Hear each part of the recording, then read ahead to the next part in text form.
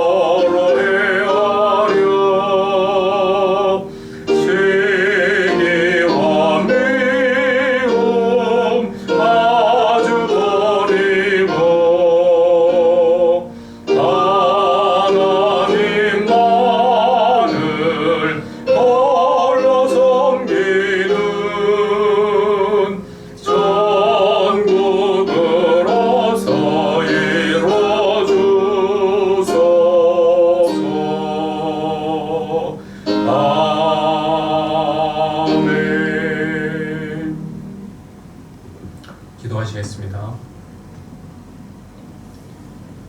사랑이 많으시고 은혜로우신 우리 아버지 하나님 감사합니다.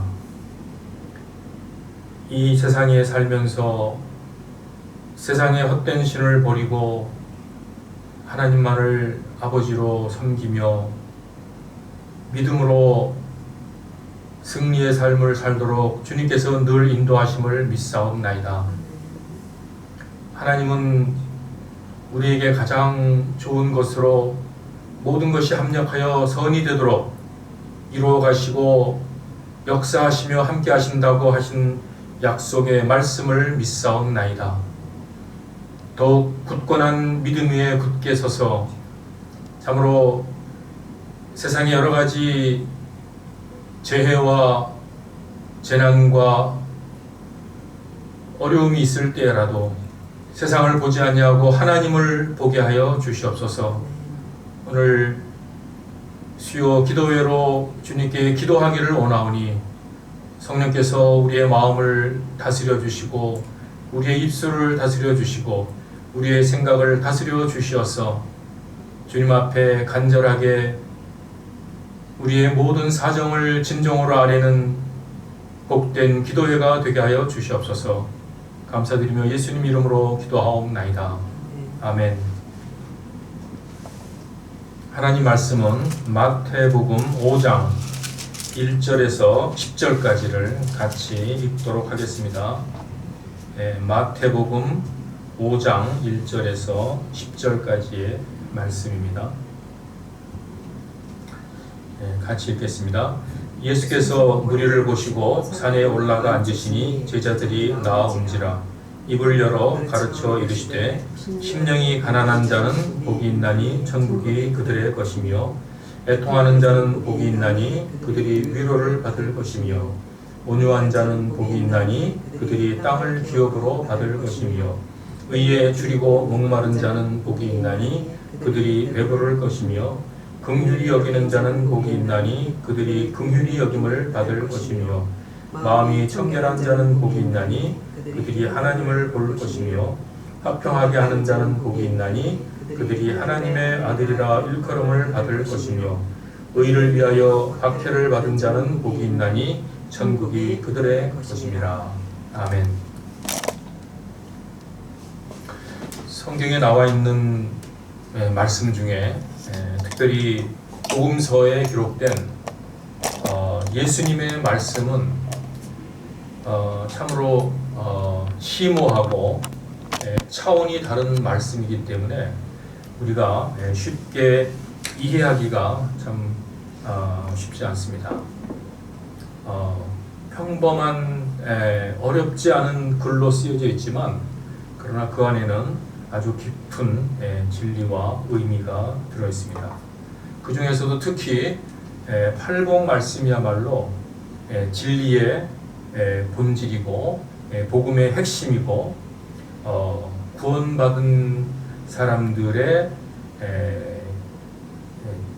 어떤 진리 반드시 알아야 되고 반드시 이해해야 되는 말씀 중에 말씀입니다.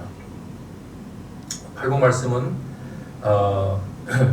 지난번에도 말씀드렸지만 구약의 여러 율법 중에 십계명처럼 모든 율법과 계명을 압축해서 요약한 십계명이 있는 것처럼 신약에 있는 모든 말씀의 압축, 핵심, 요약, 본질이 바로 팔복의 말씀입니다. 지난번에 첫 번째 복, 심령이 가난한 자는 복이 있나니 천국이 그들의 것이며, 여기서 심령은 언어상 영이라 그랬죠. 영이 가난한 자가 복이 있다. 이 말씀은 상당히 이해하기가 쉽지 않습니다. 우리는 영과 혼과 육으로 이루어져서 우리의 육이 가난하다 그러면 그건 이해하기 쉽습니다. 우리에게 돈이 없거나 또 명예나 또 지위나 권력이 없으면 가난하다고 할 수 있는 거죠. 우리의 육은 육적인 것은 보이기 때문에 육이 가난하다 그러면은 이해가 됩니다. 또 혼이 가난하다 하는 것도 이해할 수 있죠. 우리의 마인드, 우리의 정신, 우리의 인격, 우리의 내면, 속사람, 지혜가 부족하거나 또 지식이 부족할 때 역시 혼이 가난하다고 그렇게 표현할 수 있겠죠. 그런데 예수님은 그런 육이나 혼에 대한 얘기가 아니고 우리가 잘 느낄 수도 없는 우리의 영이 가난한 자가 복이 있다는 거죠. 영이 가난해야 천국이 그들의 것이라는 것입니다. 니고데모에게는 너희가 물과 성령으로 거듭나지 아니하면 하나님 나라를 결코 들어갈 수 없다. 그러니까 영이 가난하다는 말씀은 영이 거듭난 것을 의미합니다. 거듭나야지만 하나님을 필요로 하는 거죠. 거듭나지 않으면 하나님이 필요 없는 거죠. 자기가 자신의 주인이고 자기가 모든 것을 자기 마음대로 하고 자기 뜻대로 할 수 있으니까 자기 인생이 주인이 자기이기 때문에 그래서 그 사람은 부자인 거죠. 그러나 영이 가난하다는 것은 거듭나서 내 삶과 인생의 창조주, 내 인생의 주인이 누구라는 것을 아는 거죠. 예수님이 나의 구주고 하나님이 나의 아버지고 성령님이 나의 보혜사고 이런 것을 거듭나지 않으면 모르고 믿어지지도 않습니다. 이게 무슨 말도 안 되는 이야기인가. 예수 안 믿는 세상 사람들 도저히 이해할 수 없는 거죠.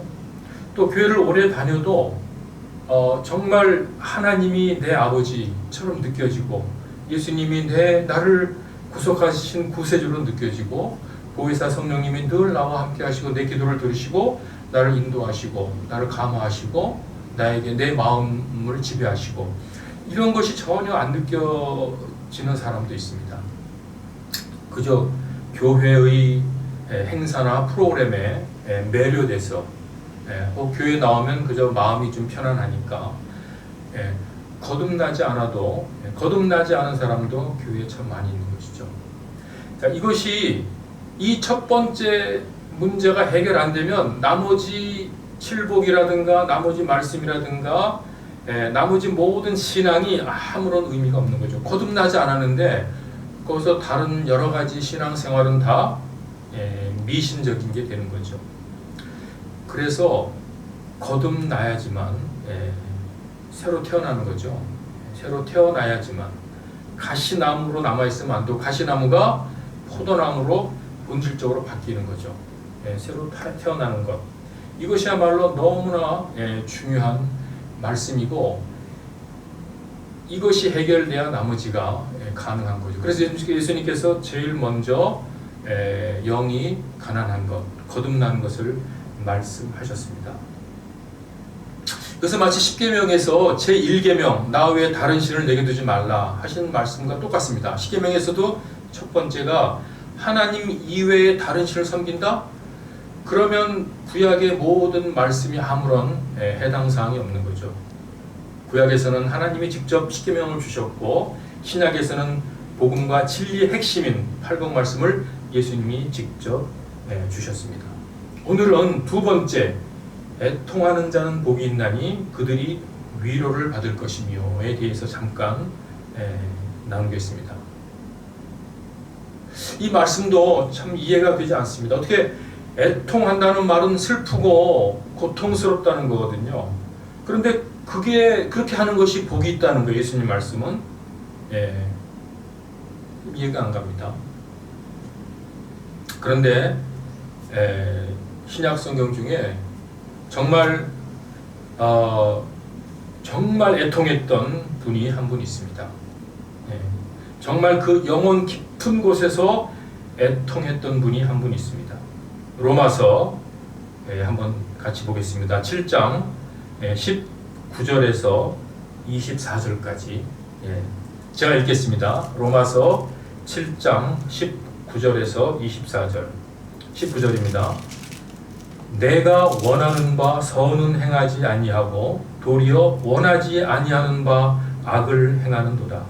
만일 내가 원하지 아니하는 그것을 하면 이를 행하는 자는 내가 아니요 내 속에 거하는 죄이니라. 그러므로 내가 한 법을 깨달았노니 곧 선을 행하기 원하는 나에게 악이 함께 있는 것이로다. 내 속 사람으로는 하나님의 법을 즐거워하되 내 지체 속에서 한 다른 법이 내 마음의 법과 싸워 내 지체 속에 있는 죄의 법으로 나를 사로잡는 것을 보는도다. 오호라 나는 곤고한 사람이로다. 이 사망의 몸에서 누가 나를 건져내랴. 사도 바울 사도의 처절한 기도요 외침이죠. 얼마나 사도 바울이 지금 애통하고 있는지 절절하게 우리가 느낄 수 있습니다. 사도 바울이 어떤 분입니까? 율법에 완전히 정통한 분이고 예수님을 만난 다음에는 율법을 공부할 때는 깨닫지 못했던 하나님의 창조와 섭리와 구원의 복음의 진리를 깨달았던 사람, 누구보다 깊이 깨달았던 사람이죠. 또 사도 바울은 하나님의 특별한 섭리로 천국 3층천을 보고 온 사람입니다. 이렇게 위대하고 모든 믿는 사람들의 복음의 길을 가르쳐 주신 이 사도 바울이 오늘 고백하는 이 말씀에는 너무나 놀라운 말씀입니다. 그런 사도 바울이 이런 고백을 한 거죠. 오호라 나는 곤고한 사람이다.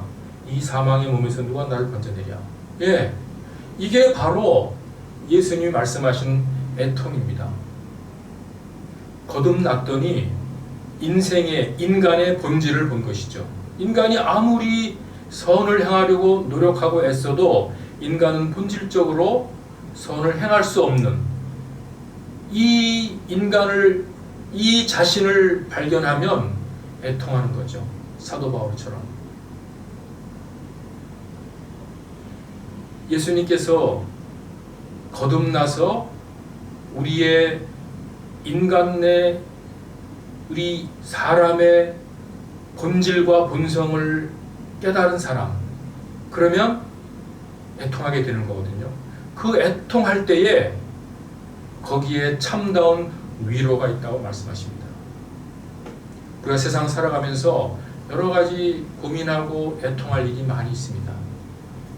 그러나 그런 애통은 다 자기의 욕심을 채우지 못해서, 자기의 탐욕을 채우지 못해서 전전긍긍하는 것이죠.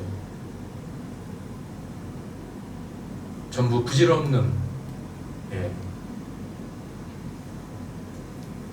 그러나 거듭나지 않으면 이런 애통이 불가능한 거죠.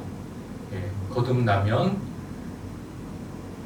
왜 예수님이 십자가에서 희생되시고 자신의 몸을 거룩한 산 제물로, 우리의 속죄 제물로 드렸는가?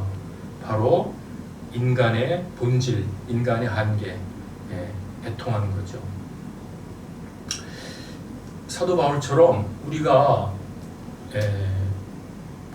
거듭나서 바른 하나님의 자녀가 되면 하나님 말씀대로 살고 싶어지고 살려고 하는 의지와 생각을 갖게 됩니다. 노력을 하죠. 그런데 그게 잘 안 되는 경우가 많죠. 화를 안 내려고 하는데 또 화가 나고, 오래 참아야 되는데 또 참지 못하고, 사랑해야 되는데 또 미운 마음이 들고, 하나님 말씀대로 살기가 쉽지 않습니다. 그때마다 우리는 애통하는 거죠. 나의 한계를 느끼고, 그때 우리는 그 애통을 하면서 이 말씀을 기억을 해야 됩니다. 바로 그렇게 애통하는 자체가 복되다는 거죠. 그때 하나님은 우리를 긍휼히 여기시고 가장 참된 위로를 해주시는 겁니다. 하나님의 위로야말로 그 어떤 것과 바꿀 수 없는 참된 우리 마음의 잔잔한 기쁨이 되고, 누구도 해칠 수 없는 담대함이 되고, 우리 삶의 새로운 힘이 되는 것이죠. 우리가 살아가면서 애통할 일이 생기면 이 말씀을 기억하면서 내 애통이 지금 예수님이 말씀하신 그 애통인지 한번 비춰보면서, 하나님이 나를 지금 위로하고 계시구나. 내가 이렇게 애통하는 시간에 나 혼자 외로이 있는 게 아니라, 나 홀로 애통하며 고통하는 게 아니라 하나님이 나를 위로하고 계시구나 라는 말씀을 잊지 말고 늘 기억하면서 승리하는 삶이 되시기를 바랍니다. 우리 기도하겠습니다. 첫 번째 기도 제목은 늘 해왔던 대로 이제 대선이 얼마 남지 아니하였고, 또 코로나 오미크론 그 바이러스가 아주 맹렬하게 맹위를 떨치고 벌써 9만 명, 이제 10만 명 육박하는데, 이런 참 힘든 어려운 중에도 하나님은 역사하심을 우리가 믿어야 됩니다. 하나님의 인도하심과 역사하심을 믿고 하나님의 함께하심을 기도하겠습니다. 나라를 다스리는 일은 너무나 막중한 일인데 정말 하나님이 기뻐하고 국민과 나라와 백성을 사랑하는, 헌신하는 자신의 사리사욕이 아니라 국가를 위해서 봉직하는 그런 청렴하고 능력 있는 지도자가 선출되도록 두 가지를 위해서 우리가 함께 잠시 기도하겠습니다.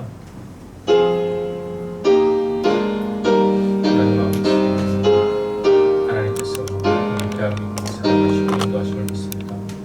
아버지 하나님이여, 우리 대선이 얼마 남지 아니하였는데 하나님께서 간섭해 주시고 하나님께서 역사하여 주시옵소서. 하나님 이 나라가 아버지와 세속에 깊이 빠지지 않게 하시고 하나님을 섬기는 많은 사람들이 깨어서 기도하며, 나라를 위해서 기도하며, 민족을 위해서 기도하며, 지도자를 위해서 기도하며, 하나님 저희 뜻을 바라보게 하여 주시옵소서. 아버지 하나님, 코로나 팬데믹이 속을 걷고 있습니다. 아버지 하나님, 이 코로나 팬데믹 상황에도 하나님 역사하시고 하나님 일하시며 우리를 지키시고 하나님의 뜻을 이루어가시는 것입니다. 하나님을 바라보게 하여 주시옵소서. 하나님의 뜻을 구하게 하여 주시옵소서.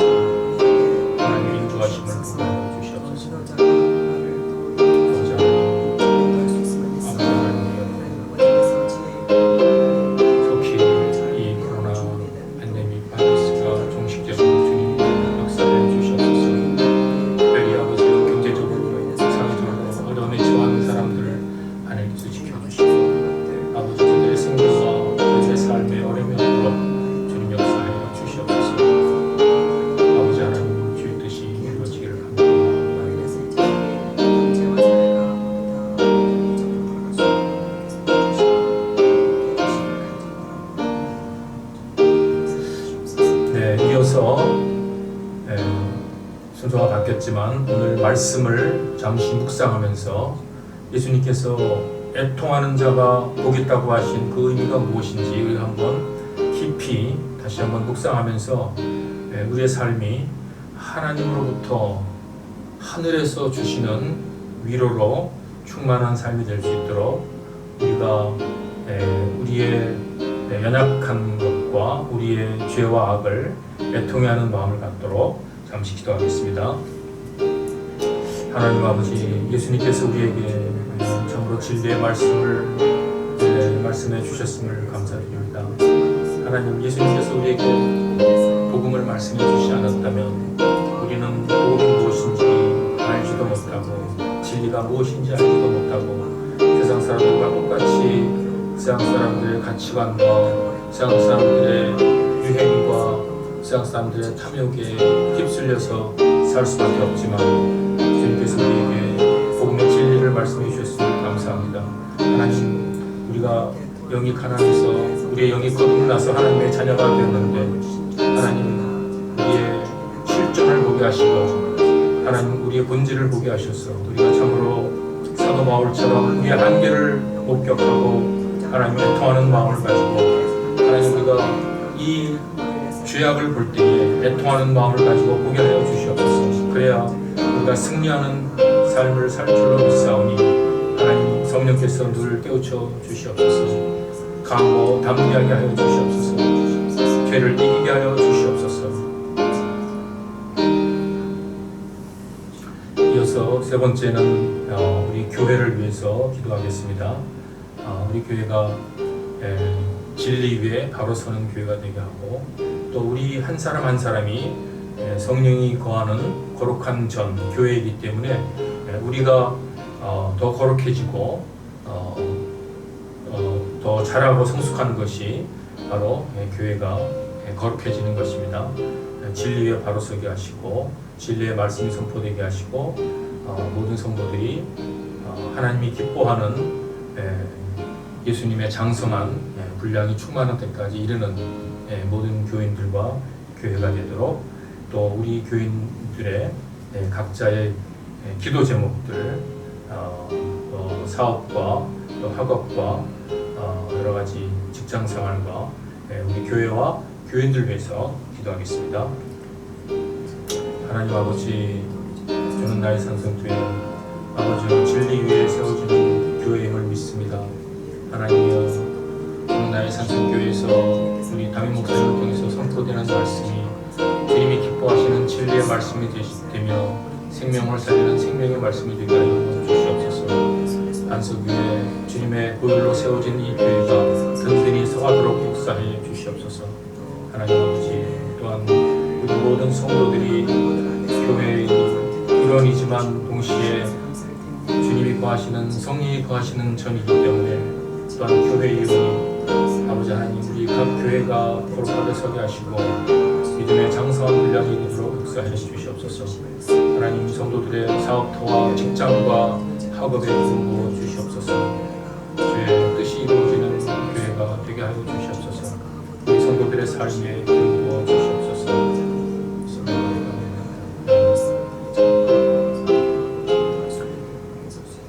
마지막으로 우리 교회 기도 제목, 우리 입시를 앞두고 열심히 공부하는 우리 4명의 고3 학생들을 위해서 기도해 주시고 또 우리 은혜자매 완전히 건강 회복하도록 기도해 주시고 또 우리 장재영 집사님 무릎 잘 수술할 수 있도록 기도해 주시고 또 이어서 각자의 기도 제목으로 마지막 기도를 하도록 하겠습니다.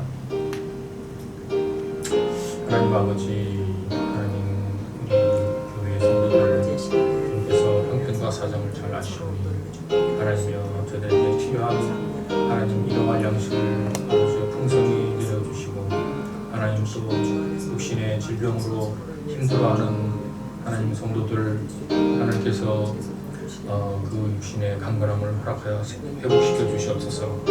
하나님 아버지, 또 재활치료를 아버지 열심히 하는 우리 은혜자매에게 하나님 주님께서 안수해 주셔서 영이 석히 아버지 보다 더 강건하도록 역사해 주시옵소서. 하나님 또 우리 고3 학생들 하나님 동안이와 주관이와 단호와 은비에게 함께 해주셔서 하나님 아버지 잘 준비하게 해주시옵소서. 최선을 다해서 공부하게 해주시옵소서. 지혜와 명철을 주시옵소서. 하나님을 의뢰하게 하여 주시옵소서. 하나님을 신뢰하게 하여 주시옵소서. 하나님 또 중학교의 기도의 제목을 아뢰오니 하나님의 인도해 주시옵소서. 입적한 저에게 하나님의 학생들을 가르치는 인사와 하나님 그 자리를 주시는데 아버지와 같이 기쁨이 되게 하여 주시옵소서. 하나님 많은 학생들을 보내주시고 하나님의 학생들이 말씀을 아버지와 바로 깨닫도록 성령께서 역사해 주시옵소서. 성령님이 친히 가르쳐 주시고 생각나게 하시고 주의 말씀을 깨닫게 하여 주시옵소서. 하나님의 나라와 이루어지기를 간절히 바라고 원합니다.